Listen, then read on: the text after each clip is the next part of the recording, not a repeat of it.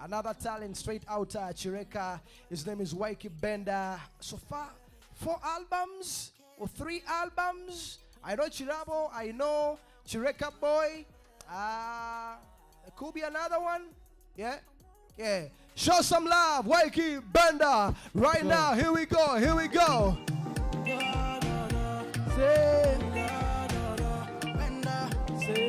feeling the vibe, oh yeah. Yeah, yeah, yeah. Another chambers. Jamuri. Baby. Bulungi bonda bosana kuba kwiri. Sabino byegamba nkugamba kuva iri. Nana kwegomba dobuzanga bapomba. Kwebuza Ykee buza bomba. Girlingi today tebichukanga mbakutebuche wako kukwasa sagala muyungwe kukukwana tuimbe pena say kufiring anyo tosobola na kutebereza wangezuku kakumanja wagala nyo tongana tosobola kuimajininga chaliwo yanguza yo namba omugima kukubanga ligoma.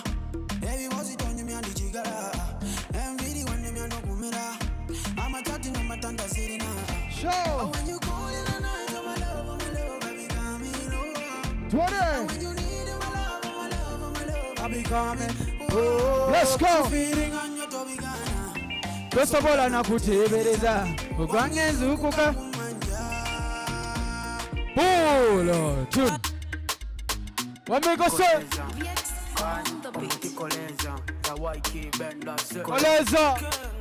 You be sincere. Amazina malalo ntiza. Naye mugano nange ndi teacher. Karate dance with my lover. Chiba chiroto baba chanti. Amazina malalo ntiza. Naye mugano nange ndi teacher. Karate dance with my lover. Chiba chiroto baba.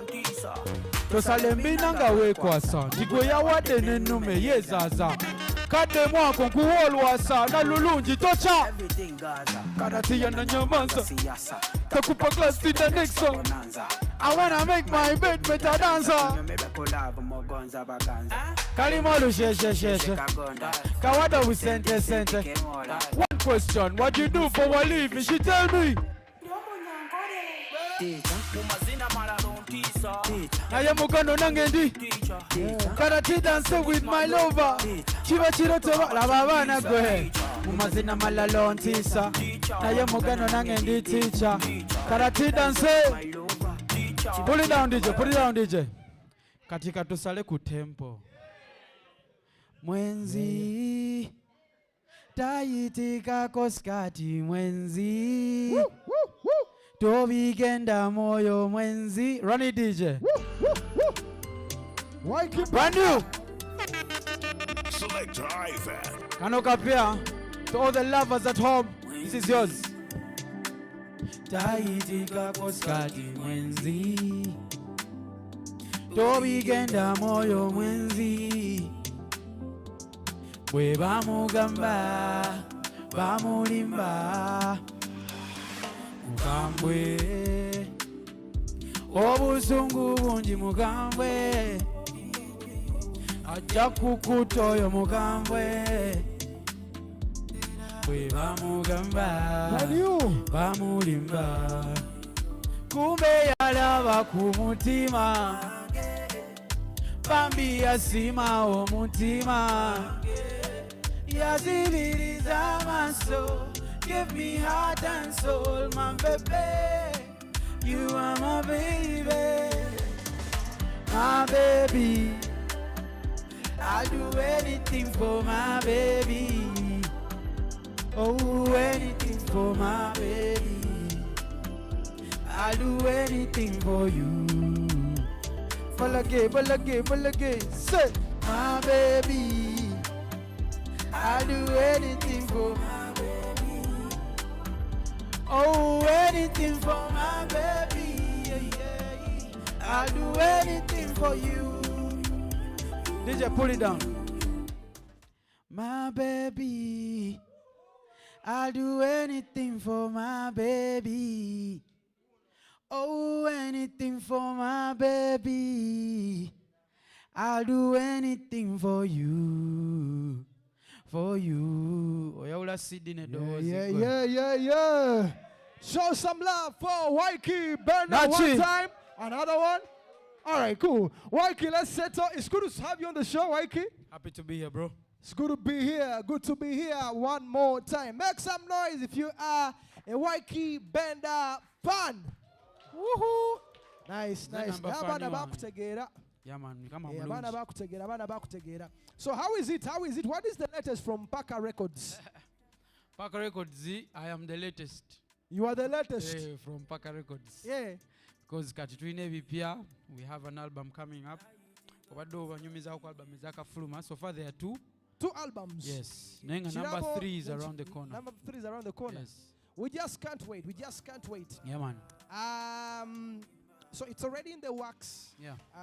What's going to be very special about your forthcoming album vis-a-vis what we already have, what we've already experienced? Yeah.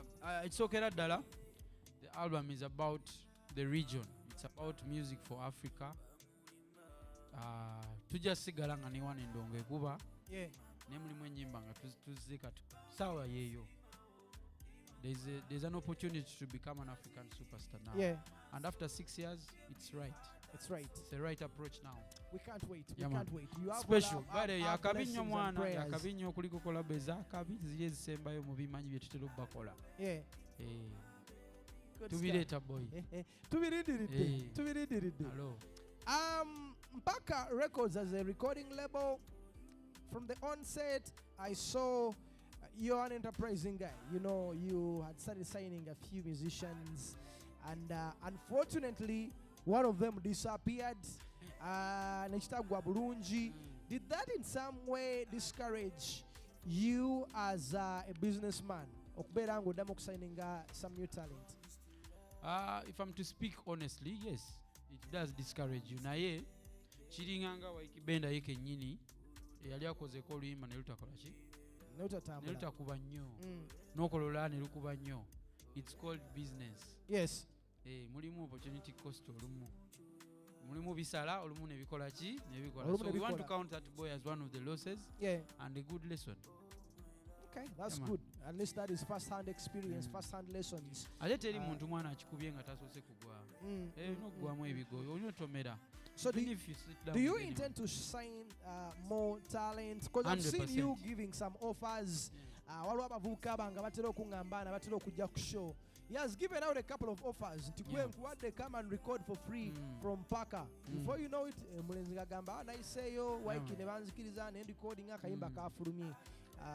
which I think is a very good thing. Yeah, we are going to sign musicians. Yeah. Next superstar from Oh Paka. yeah. Oh yeah. Just having to be a time. Obuzibu bw'abaana baffe abavubuka abato twagala nnyo misinde ebyamangu. Ebintu ebirungi bitwala time. Yes. Be patient, keep working. You had a bigger dream, I'm sure you still do, when you were starting out. Yeah. Do you think you've been able to achieve 50% of that dream if it were at 100%? Ekibuuzo ekyo kyakabi nnyo.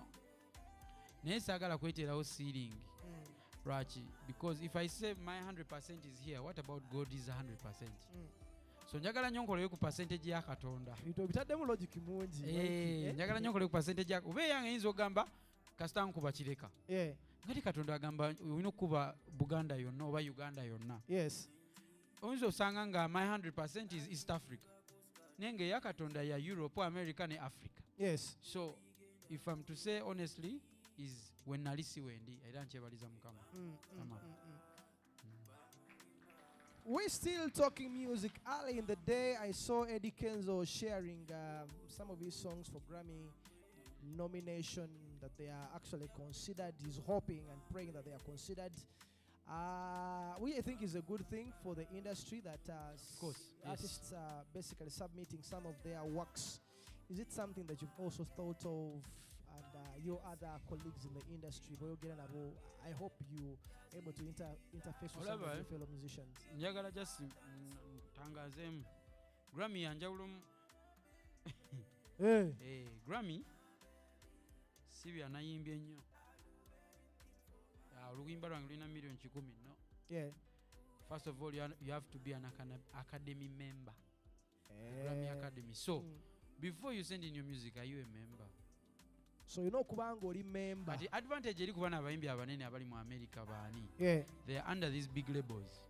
The moment they sign you, literally you maze ofuna entrance muki abagobera empapula no join. Kyovula bakugamba mu America ne UK bwe bato ina big label to ina kiddako. You have to be very good okubanga streams ozirina. Yes. Nenga awards tojazi wangula ekyobeera ng'okimanyi. Kati ke kakabadi ka award. Naye ya Grammy ate yo girabye nti yanjawulo. Nti Afrima oba oli member botali, you have a big song, does it fit into the criteria? Yeah. You have an opportunity to be a nominee or to win. Yeah. Grammy yanjawulo. So Eddie Kenzo is a member, by the way. Yeah. And actually, as I said earlier on, Kenzo is a member, GNL is a member, Navio is a member. I don't know who else, but at least those. I will be very soon. You should also sign up. I will be. You should sign up. I know you're quite an ambitious guy. So, music as is, do you think music is going forward or music is going behind? I've had this talk with different artists here sharing their thoughts. Ngamba gamba nti waliwo abali mu kwonoona endongo.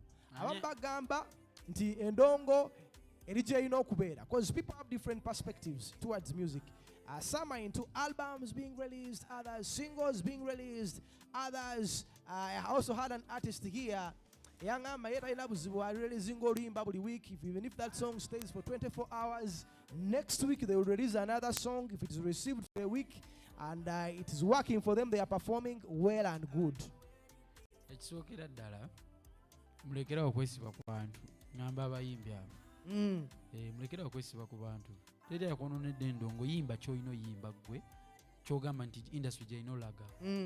Tetugenda tuula mu studio ffenna tugambe Benda oliwa Kenzo tuula wano Jasmine katutuyimbe ki okitegera blood. So teri ayonoonye industry. Omuyimbi bw'abaze ng'ayimba style ye ne bagisiima ye nga nange bwe najja ne basiima eyange bwe njivaako era bajja kungamba oyo yakitudda ku kiri ekyali kitukola ki kitukolera. So no one is destroying the industry. Bw'owulira mu nsi ng'Ekenya oba katugambe Rwanda abasinga bayimba love music, but there are hip hop artists in that country. Just time eriwe essaawa eyo ya love music. Okitegera melodies bakolera nnyo. Uganda kasavu kaki kasavu kanyama kikiri kasavu kanyama. Kati owulidde teacher is not a love song. Ne love artist yaluyimba kubanza I'm predominantly love musician. Okitegeera. Naye abantu bobo kikubye nga kirungi bajja kikola ki teri ayonona music industry. Let me ask you a question. Have you ever thought of going back to being a chemical engineer? Yeah, chemical engineer bakola biki? Baba nange yabisoma simanyi. The man started chemical engineering. Ayina mu degree. Ngubulira mazima. Ndi mu chemical ya ndongo boy. Ngenda ku mixing endongo eno buli nkubeera nga bali mixing njijje kunze njiteke ku baana abaddako. I will be remembered. But let me ask you, what did studying chemical engineer, did it in any way add anything to you musically? Did it add something? Yes, it taught me patience. Let me hope the people who pay the school fees are watching. Nasomera bwerere. Kyokka bambi muzeeyi yampererako high school yonna ne primary, university gye nasomera obwerere lwa mutwe guno omunene. Naye nga tuze mu byalaali yannyambako okuba nali njagala nze kufuukirawo star nga maze senior 6. Yes. Okitegeera. Kati waliwo myaya managing ayagala tu managing anze ne Alvin Keys. Yes. Ngamba I'm going to make you like Rabadaba. Ngamba Rabadaba. Abazadde mundeke. Ngenda kubeera ani? Rabadaba. Nyengeze sawa nzo mimbi gwe nali singo hola mwena mummanyi Moze Radio. Yes. Na yengo Rabadaba yali ayokya nnyo by the time. Yali watabu. So natwalako ko Naruwanga Gravity ye headlining artist. Yes. Gravity nakuba ne tuyimba. Bana ne basanyuka onenga teri atumanyi ningo buyimba babwagadde. N'obuyimba bwe twayimba mwena temubumanyi. Okujjako abantu abali mu inner circle. Naye family yanyamba nti ninamwe eggume nendi mugonvu. I'm very respectful to my elders. nengonda nengena nensoma neyo time eyo yanjigiriza okuwandika kuba nali siwandika music. Today tuwogera nina ennyimba ziwera ekinaana oba That's quite n'okusukawo and bw'onoonyamu ennyimba zisiwandise ziwera 2. Okitegeera. So meaning egyo emyaka ena we nali nsoma amanya Abawarabu banafumu tusoma kuva saawa 3 paka 9. Yes. So you have a lot of free time. I was going to say mwali musoma nnyo. Umanyi bana bano bye basoma mu university. Simanyi musoma hours meka by the way. Because me I was used to studying for 3 hours. Kati kankubulire bro. Mu tiimu eyagenda Algeria omwaka gwange twali abaana 26. Abaana 5 baavaako. Njala kulaga what okuvaako ategeeza nti wano mugongo bazolega. Ebitabo byasuka. What happened? You guys need to know something. Obulamu obubanga toyina kyokola mmwe kibi nnyo. It's worse than okubanga toyina naye ng'okola. Yeah. Okubanga toyina kyoluubirira. It's the worst thing ever. Yeah. So twabeeranga ne free time nyingi. Oba kitegeera. Yeah. Kati awo nze laavu y'omupiira weetandikira. Tovula kati abantu tebakitegeera engeri gye njogerako ku mupiira oyinza ogamba ndi trainer oba coach. I see you I had too much time. Yes. Laavu y'okuwandika music wenjifunira nnyo. So obudde bwange nze nabukozesa bulungi nga sina wengwira ddalu. Naye abaana bagwa eddalu muziri ensi. It's very lonely. Olaba kati banene abaana muyina erinnya limubayita nze saagala dibayita. Tebalina ba girlfriend. Abo abaana bali mu Saudi Arabia newa. Babayita erinnya nze sijja likozesa. Naye point is abo abaana obalaba abo bo beesimye bo bakola ssente kati bw'obeera eri ng'osoma tolina kyokola just kusoma busomi. But let me ask you, because I'm asking because I'm imagining what happens with most students. Yeah. Was it hard for you to find a girlfriend that side, or because I know relationships to some extent they are good. Ndikuyamba kuli mutuufu kati ffe twali bayaaye era nze bakyali bange bonna bakugamba Benda obeera otya kati essaawa eno nga tegwali settled nti olina n'omukyala waliginako n'omukyala nga wakadda obimanyi. Yes. Neera biwedde era nina omukyala kati gwe njagala lwaki kuba nze nali nsinga obuyaaya ate mu time yaffe eyo nze nga nkwana buli kimu. No nina kyempisaawo.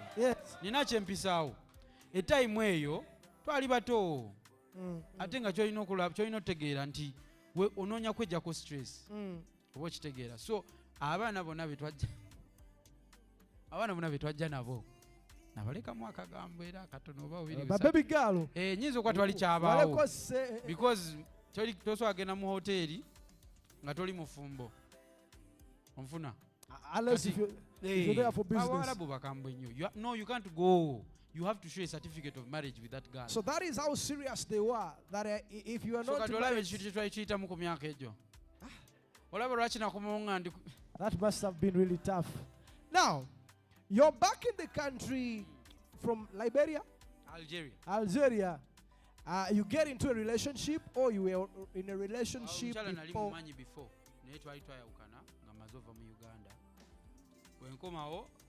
You proposed. I started music. I started music first. Chichi wakulembeza. Nali nkomyewo blood nga n'ebyokumunoonya si bye ndiko naye ne tusangagana nga maze okufuna gwenimiro oba yabuukira etambula nange simanyi naye nagamba what is this I'm missing. So awo ne tuddamu ne twabagana naye nga waliwo omusajja bamuyita Badi mumumanyi mukama wange eyasooka yaŋŋamba olina ofuna omukyala nga tonnakikuba nnyo because ojja noonya omutuufu ng'omaze okikuba akole ki akubule. So ne ntuna mu ssaako zange ne ŋŋamba who is it? Navuddeko wala nange kujapa okitegeera blood. Yes. Naye ate kyenjagala olabula abantu bano si nti buli gw'ovudde naye wala kitegeeza yiwuwo okitegeera because love y'ekito yanjawulo nga muli bantu bakulu. Oyinza okwagala omusajja akuyisinga bwe yakuyisa nga mulimu high school nga awandika obubaluwa essaawa eno anoonya ssente ate naawe ssente ogikola ki oginoonya ogyetaaga okitegeera. So bingi byaliwawo I don't want to go into those details naye nituwezuula nga mazima tetunabeera fembi. But let me ask you a question because someone was telling me it's not easy dating a musician. It's not. Because you see musicians are always up and about ofate ndongo etambule oyine ndongo ano long nights and it's even harder for those who are dating female artists if you're the manager or goberera everywhere. Better kuchido. I was asking. So I'm imagining how it was for a female. You are now in a new relationship. Do you roll with her to some of these events? Or is she also in the same line of business, entertainment? Let's use the microphone. Ykee. Kweli. Yes, it's on. Girlfriend wange lawyer. Soka. So taina kakwati ku bino nengenda bimuyingiza lwaki lwa mulimu gwakola. Yes. Okitegeera because we twetaaga ba lawyer mu mulimu gwaffe. Chala mulokole, a very humble lady. Abalokole babategeera kuba n'oli yali mulokole. Nange ndi mulokole. Oba yali akutwala speed at some point. Why? Oba at some point bali bakutwala ku speed nti brother was sister. Then you know. Tetwali mu kanisa yemu. In fact oli omukyala yali mukatuliki. Okay. Yalokoka after ngamaze beera nange. But let me ask you a question. In as much as you wouldn't want to talk about your previous relationship that much, but the fact that a guy goes on one knee, you don't know how hard it is for men to go on one knee. You understand? By the way, ambabulire akantu. Bwenzira mo proposing asigenda nze fukamira. Why?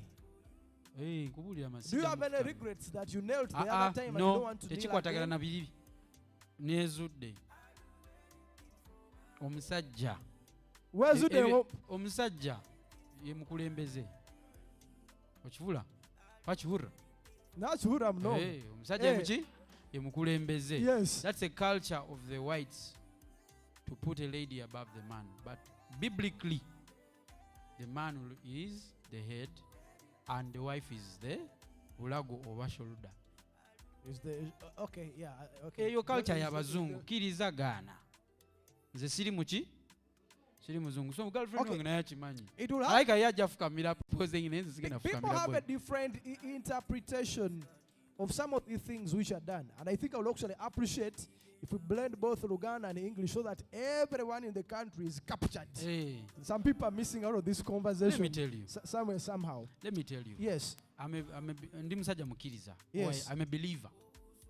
I've come to understand who we are as human beings. Yes. A man is the foundation of the home. Abamu bakiyita head. Yeah. Bagamba, if you see a broken home, there is a broken man in that home. There's a broken man in that home. You're right. If you see a happy home, there is a happy man in that house. And a happy woman. Antulizo omusajja yatandikirwako omusajja waba aleetera omukyala okusanyuka omukyala bamutonda kugoberera gw'omuyisa obulungi agenda kugoberera ku buli okoze ekimpozi nga muswanka nkuli simamu ki wali abaana nga balina ebizibu byabwe. How have you been able to survive the miswaswangules of Kampala? Because si papa.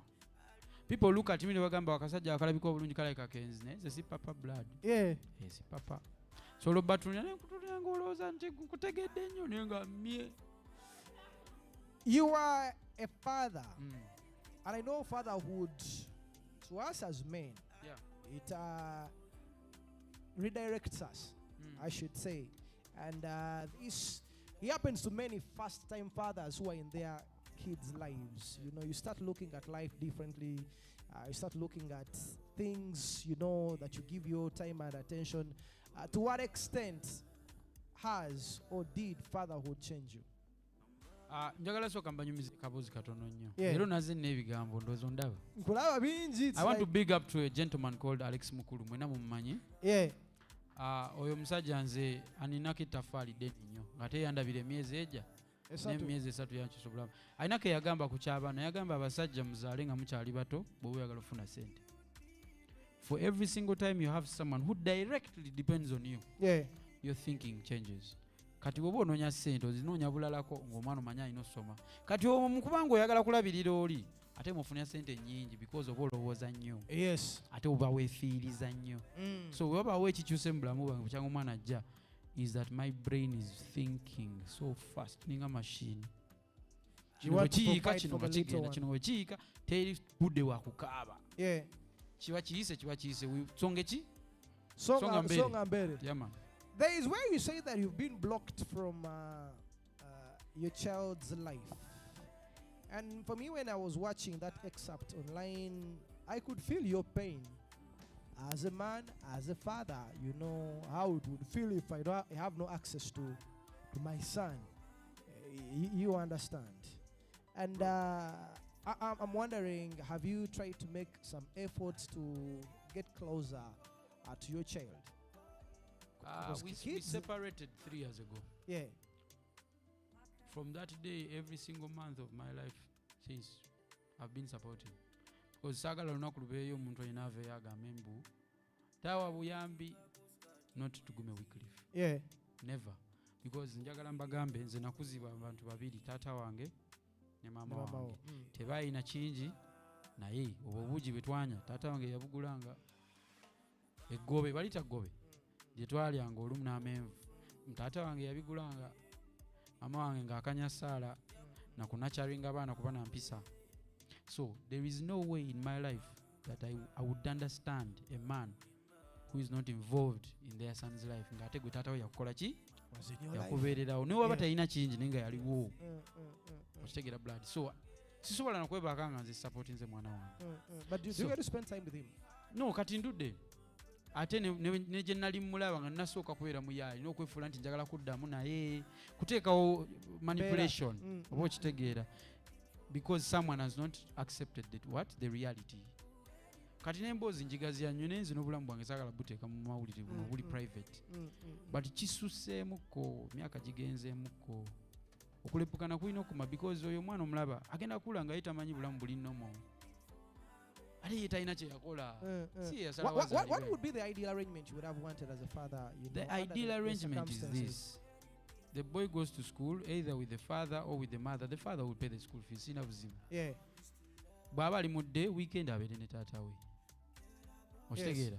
Weekdays alina abeera na maama we because their job is very vital. Nurturing. Yes. Okitegeera. The father's love and the masculinity that you offer to the boy is also very important. I can't be the mother to that boy. And if you don't appreciate the fact that you can't be the father to that boy, then there is a problem. You have a problem. Eno interview najoogerako lwaki? Abasajja abali abayita mu bintu bineno bangi. But I want to also tackle the real depth of the problem. Ladies, abaana b'obuwala, I want to tell you something, mwana. Okufuna omusajja omulungi, ngamba omutima omulungi, musajja muntu mulamu biki akufaako, okumuzaalira tekitegeeza nti agenda beera naawe.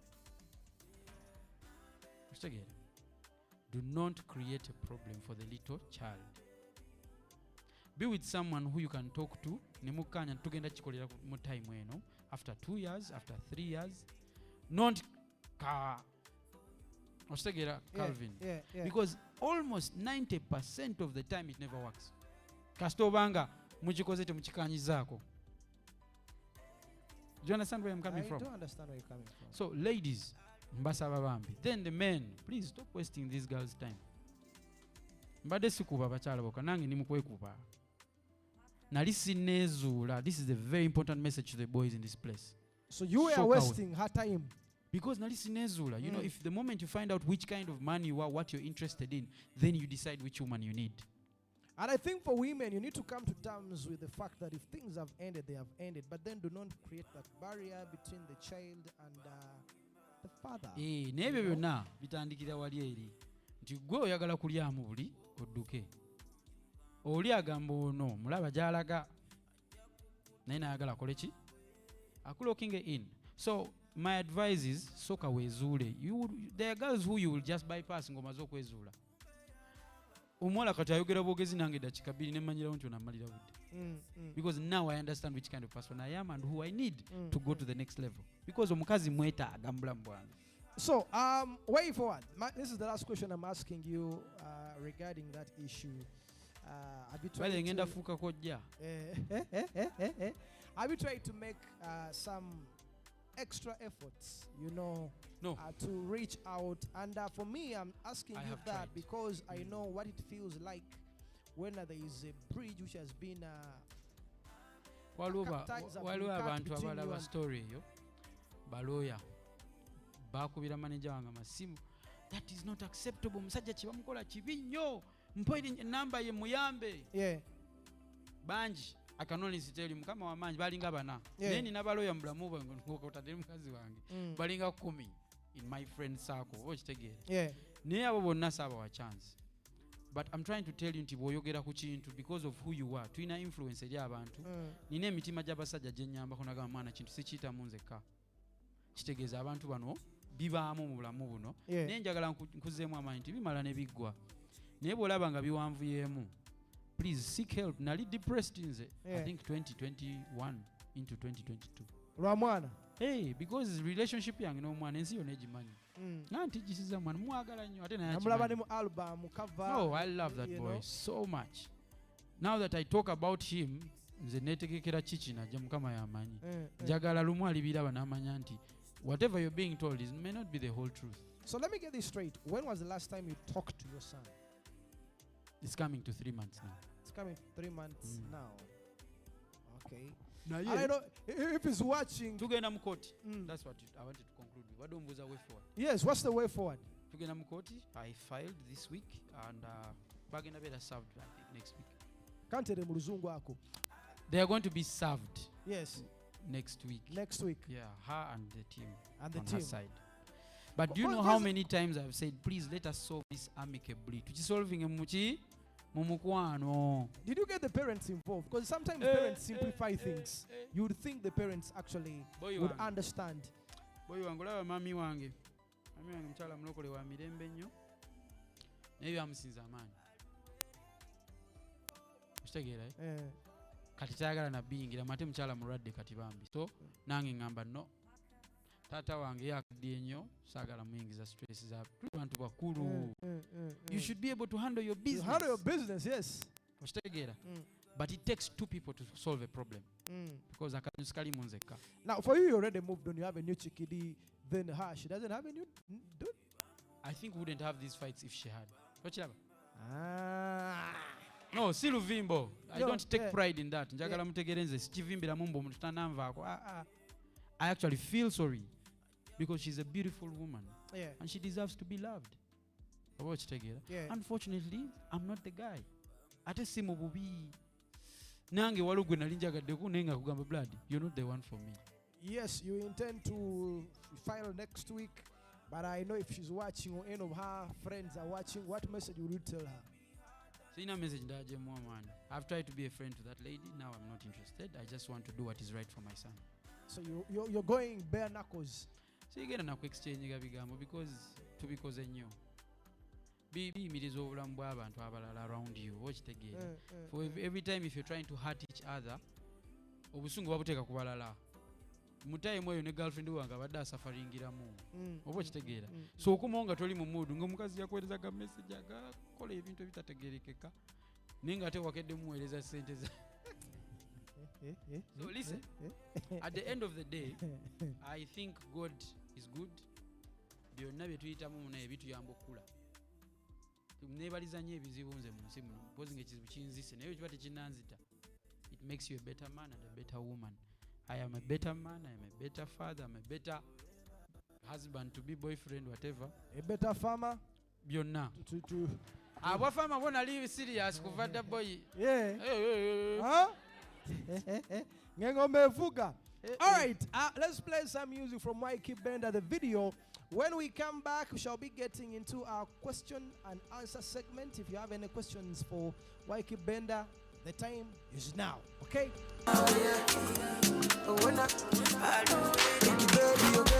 Ykee Benda, boy so tender.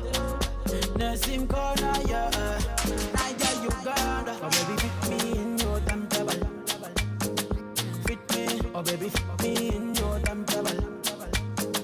Fit me, oh baby, fit me in your damn table. Fit me, oh baby, fit me in your damn table. Select African beauty. Oh, my African beauty. I said to love you is my duty. Oh, my African beauty. I see the clock's got tick, tick, tock, tick, tock. I'm your turn, come and be my clock. Calm yourself, baby, can we talk? My ride or die, my girl from the block. On your way, we choose it. Girl, I'm going mad. girl, you're one day. You got me going psycho. Baby, you for me, talk, I'm there. I can't be. Baby, you for me, talk, I'm there. I can't be. Oh baby, fit me in your timetable. Fit me, oh baby, fit me in your timetable. Fit me, oh baby, fit me in your timetable. Fit me, oh baby, fit me in your timetable. Fit me, I'm African.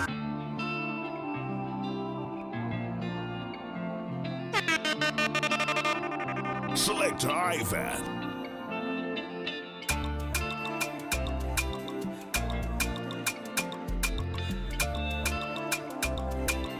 One facing, baby. Unto ekwesewa, ubatenga ludawa ngamba. Fetwali no kupondinga. Obate mzibu nyosanga. Tocha tobia piro, tobia masuka.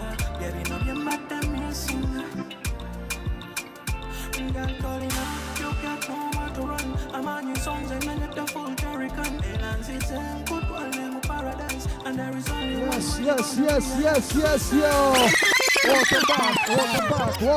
Welcome back from that musical breather. You're still watching Horizon Vibe, and we're coming to you live from UBC TV and on Magic One. Some quick shout outs here. Ayo Boniface, you're watching the show, and of course I see Clarence is also watching us from Lira. Oluka Moses from Chambogo University. Today is your birthday. And you're also saying your son was born on the 23rd of October. Alan Smith Fernando is also rocking with us. Big up on yourself. Case Apoxito is also on from Arua. Juice Boy Ematesh. Tekashi from Abuyare Town. I also see you. Let me see who else. Many messages here. Twinomu Junior Nesmas. Isingiro. Jonabat is also on. Some big shout out going out to Hajj. That is at Ayan Motors. They are on around Mengo. Those are tuned in every single Saturday. Ykee Benda moto. I'm about to say moto Kempia. Straight to Kuva from different areas. Dubai, Japan. So that is Ayan Motors, located around Mengo. So you can pass by and pay them a visit. Yeah, so shout outs going out to you, Haji, Karema, and everyone who's tuned in. Regards again going out to Cool Cats Promoter is also on. I also need to remind you the High People Music Awards are back, and you'll be getting more details. You can get more details far as the High People Awards are concerned on their social media platforms. That is High People. Yeah, they have been running for now 11 years, 12 years. Be a for a while. Bebe Cool also has a new song. Yeah, follow me Zayoka audio. Those are lyrics video. That was question. Yeah? So you can be sure to check it out on his social media platforms. We're going to be getting into something different, and that is your questions. A few questions from the audience. The guest who joined us earlier on, and I have to get Seko right now. Ykee is already in the place. Makerere University yesterday, mabade musubira bash. Yeah? Then it didn't happen. Freshers Ball. They are suspecting maybe someone ate their money. That's why the event couldn't take place. But parties will always be there. If the party didn't happen at Makerere University, maybe you can, you can go to Casablanca. There are parties happening. Or around Kololo, there are parties happening every now and then around that stretch. Babsi, don't worry, there is always another party somewhere, somehow. No one will remove a party. Amongst other freshers in the audience. Okay? Now, we take a few questions. Sugar, you'll ask the first question today. I also have a few students of journalism in here who are basically having a good time, picking a few lessons here and there as we serve you the very best on Horizon Vibe. Sugar, you go first. My question is going to go straight to Mr. Fine Lines. Other than just singing good music, what else makes a fine artist? So olw'okukiddamu ekibuuzo. Give us the answer. Can you repeat the question? Mbadde buuza nti okay, other than just being a good artist, what else? Okay, other than singing, what else makes a fine artist? A fine artist. Yes. Except singing, right? I think it's an artist, so a combination of different things. It's not only about singing. You have to be, at least you have to write the music. Or you can also produce the music yourself if you're able. So an artist to me ye muntu asobola okuyimba abantu ne bamwagala to me. So that's a fine artist for me. But a different artist or a new artist, yo gola banga going extra mile na wandika ennyimba naziproducinga nakola n'ebintu ebirala. Nice. Thank you for that. Yeah. Thank you for that. What's your question? My question is, how do celebrities handle pressure? Because I hear you people face a lot of pressure, especially on social media. Ykee, how do you manage the pressure? Oh. I think it's cross-cutting. Yeah. Okay, pressure. I think pressure is everywhere. It's not only in music. So it's a life thing. It's chidi general. And anytime, anywhere, we face the same pressure. So going out in such handling, it's the same way an artist can handle it because your business. Ykee, I see on Twitter when they take you at a terrible supersonic speed in speed. What I can tell you guys, first of all, don't take life too serious. That's the first way to handle pressure. Don't take life too serious because even the richest man is going to die. Yeah. Even the brokest man is going to die, or Facts. The most broke. Facts. So nzobulamu tebumalaako nnyo mirembe kyekisinga obukulu. Ngenda kola kyensobodde nfe. N'abalala bajje nabo bakoleko basobodde ate nabo baffe. That's what's up. So that's how I handle my pressure. Nice. Someone asked a question on social media earlier on. It was for Ykee Benda. Where exactly do you belong? Do you belong to the Uganda Musicians Association or the Uganda Musicians Federation? Was a chanda bikiranga lwaba mwabeya abatekawo embeera y'okweyawula. I don't know about embeera yo weeri banange naye gye kiggwera yonna uma mutabani wa federation just anaba kukkiriza oyo mutabani former president alangiridde kati ndowooza otegedde kituufu olaba former president yakyogera oyo mutabani wa federation era nze ndi member wa federation. Yeah, member of federation. All right. Still in the same vein, since you're a former president for Uganda Musicians Association, I believe you had taken some steps or made some efforts to pursue the current pertinent issues that your colleagues are jointly pushing. Do you think that it's okay for the different factions to both push the same thing, or it's better joining forces together and you move as a one front, as opposed to ya meetings meetings and also Cindy came out was like was actually telling government sponsoring divisions within the music industry. Do you think it's right? I want to big up Cinderella. Yali mutuufu. Ate nze bambi munansonyiwa nze simanyi nnyo okwola ki kubikako. Government mulekere ebintu ebimukola ebyo. Mutulabisiza ddala nga batategeera. That's why some of us try to abigoba. Bw'otuuka wano ate bataddeyo nombuye president ate eno gwe bataddeyo.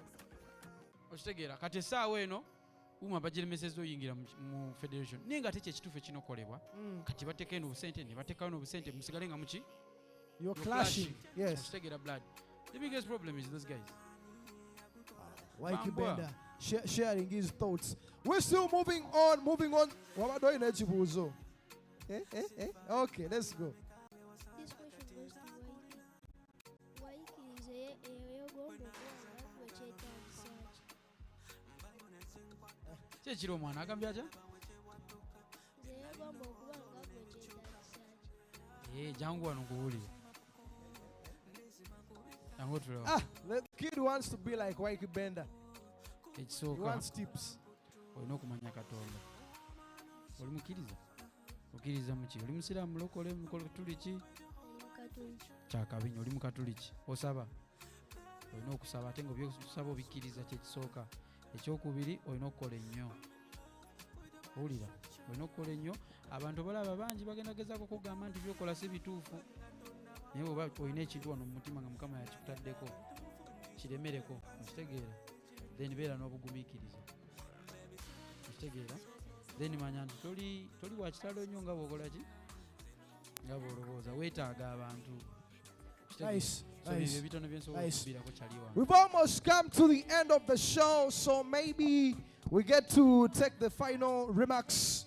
I'll start with this new talent, share your final remarks, then Ykee will also equally share his final remarks as we come towards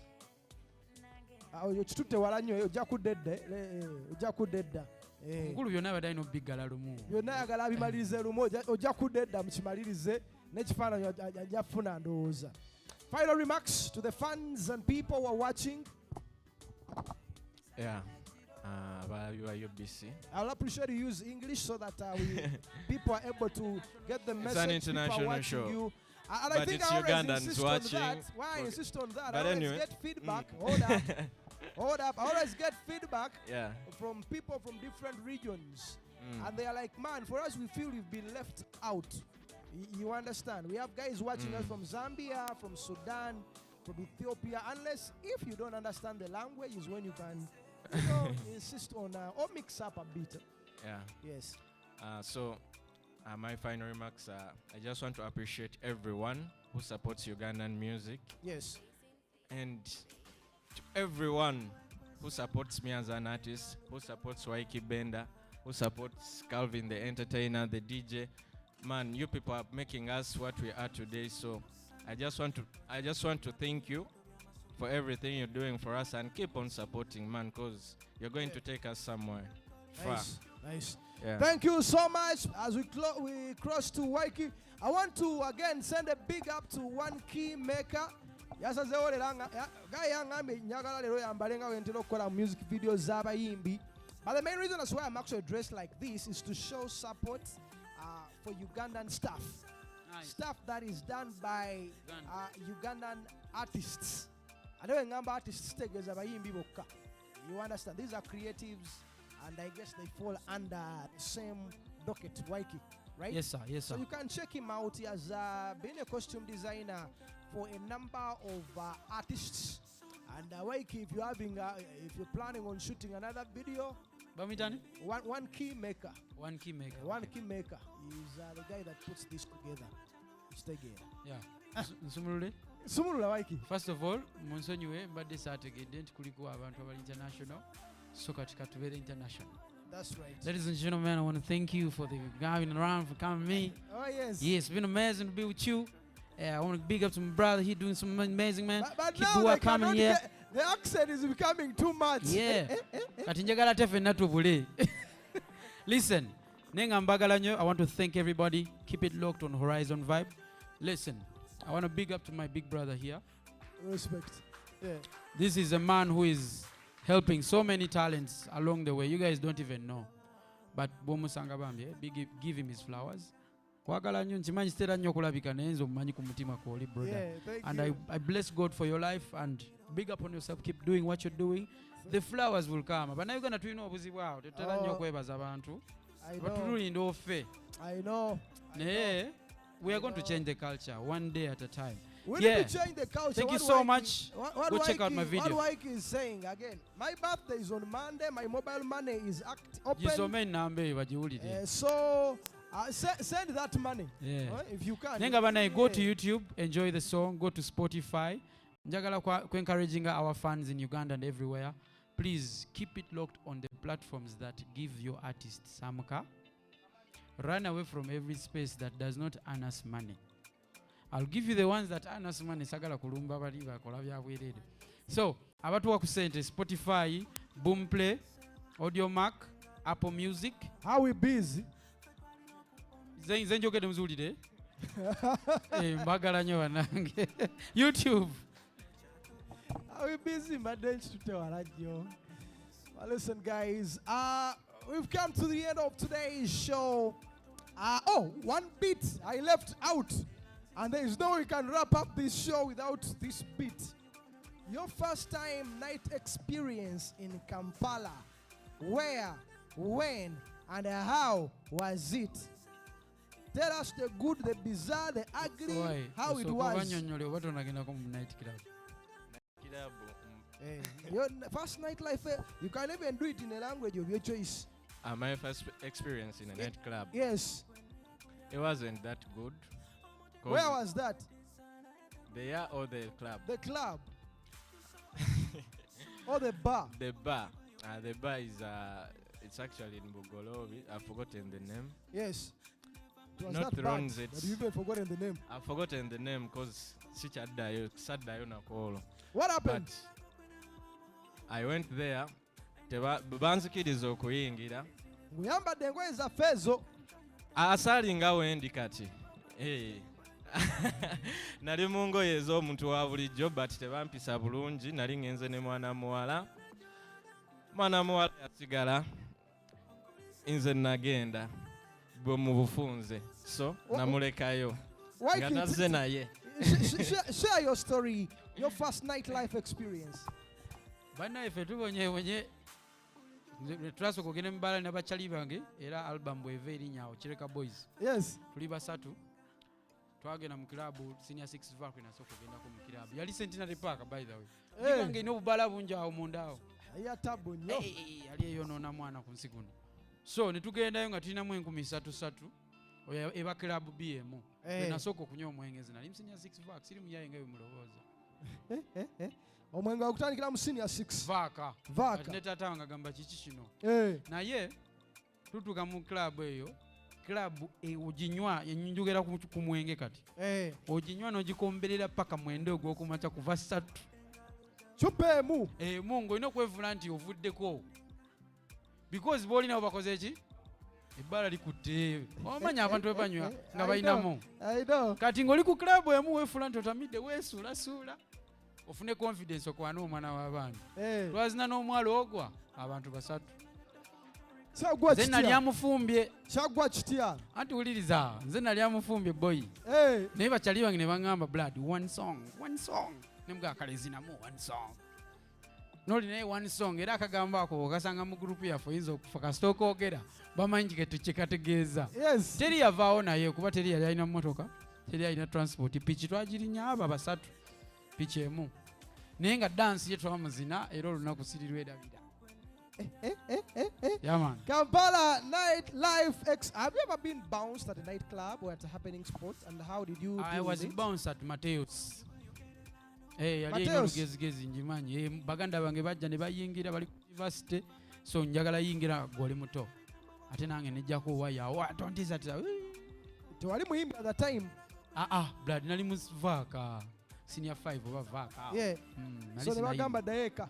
Bansitula busituzi nanti nejjako nange. Nemanyi ebya kilabu bizibu mu.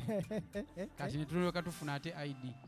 Eraga nti tuli bakulu naye nga tetuli. Nemala ne njingira luno olwaddako wiiki eyaddako. Nemulaga nti nkomyewo. In a different style.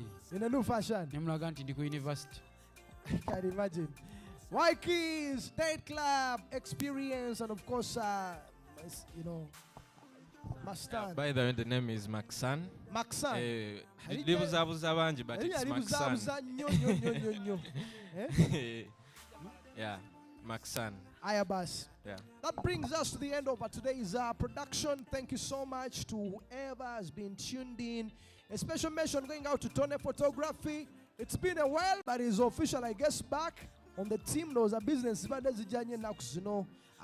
so you'll be able to see some of his works on our handles. And yeah, that is Tony.